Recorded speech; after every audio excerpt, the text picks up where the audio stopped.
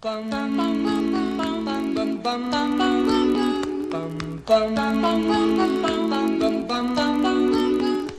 is 6-Minute English from bbclearningenglish.com. Hello, I'm Rob, and this is 6-Minute English.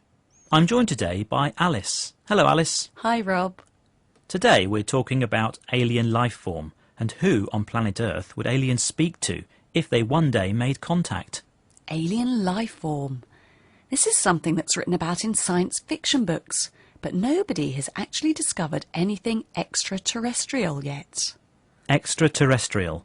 That's something that's not from our planet. Now, Alice, I've got a question for you. OK. What was the year that man first walked on the moon? I'm not sure. Can I have a think? Of course, you can give me the answer at the end of the programme. But back to the subject of contact from aliens. If someone from another planet did land on Earth, what do you think they might say? Would they say, "Take me to your leader"? If that's a nice thought. But who would our leader be? Who would be the first person they should speak with? That's difficult. Maybe the President of the United States of America? The leaders of China or Russia? What about me? Well, the answer, according to one expert, is a space ambassador. A space ambassador. What would they do? Well, they would be the first point of contact for aliens trying to communicate with us. So they would be the first person to talk to, a point of contact. And would they meet and greet these aliens when they land in their UFOs, their unidentified flying objects? Not exactly. A space scientist called Professor John Zanecki, who has suggested the idea of a space ambassador, can explain. He thinks it's unlikely to be a face-to-face meeting.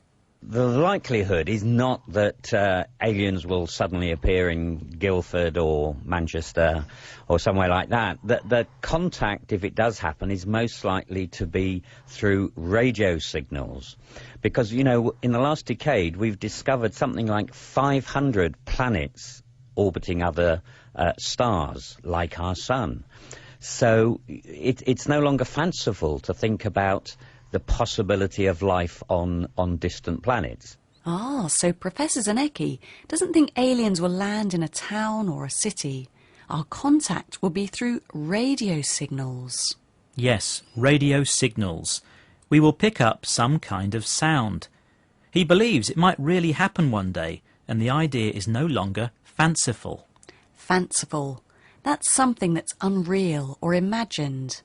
But, he says, this is no longer fanciful.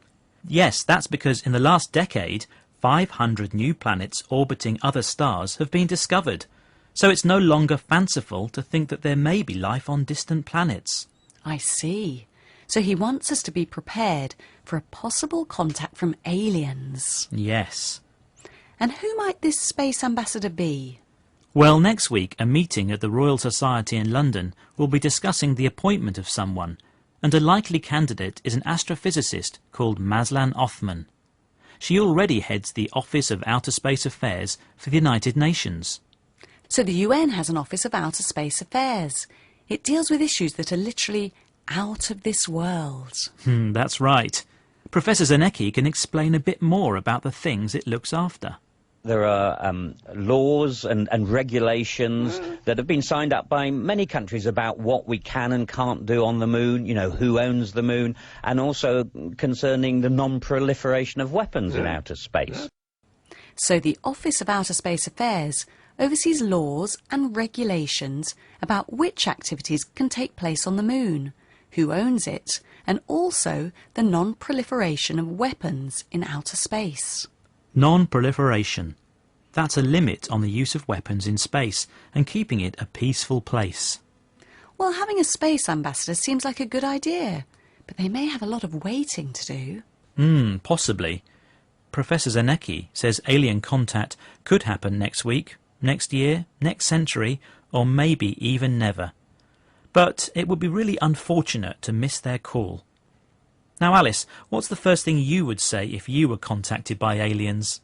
I would ask them if they knew the answer to your question. What year did man first walk on the moon? And what do you think their answer might be? 1969? Yes, that's correct. American Neil Armstrong was the first man to walk on the moon in 1969. And what do you think he said? After such a long journey, I'd like a cup of tea. No, not quite. His famous words were, "That's one small step for man, one giant leap for mankind."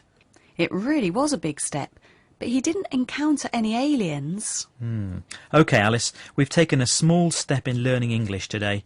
Could you remind us of some of the words that we've learnt, please? Of course. Alien life form. Science fiction. Extraterrestrial. Ambassador. Fanciful. Orbiting. Appointment. Non-proliferation.